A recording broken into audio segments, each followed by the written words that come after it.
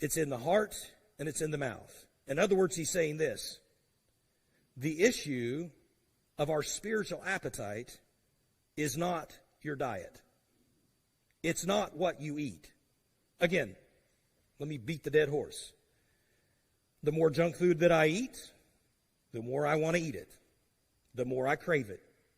And if I continue to eat food that is bad for me, I'll end up with poor health. Now let me ask a question. Is the problem the food? Or is the problem me? Society would say the problem's the food. But the problem is me. And that's what Jesus is saying. He's saying this.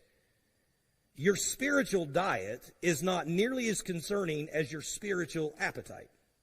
Now listen, they're both bad. But when your spiritual appetite is not for spiritual things, your spiritual diet is going to follow. All right, if you're still lost, let me explain it this way.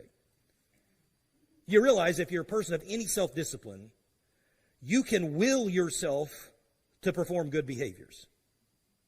If I tend to get angry at times, I can tell myself, okay, I'm not going to yell at my kids or my wife anymore. I'm going to get my emotions in check, and I'm going to be a better person.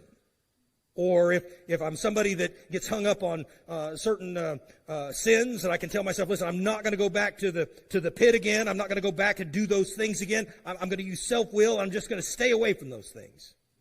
And it works for a while. For a while, we can will ourselves to do the right thing. But it doesn't last very long.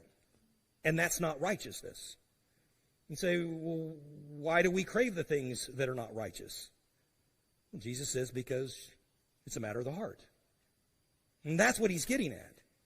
Just listen, it's not the things you're taking in that's the problem. It's the reason you want to take them in. It's the appetite. So, how do we get there where we have the right appetite? Well, he says you got to adjust it. You got to fix it.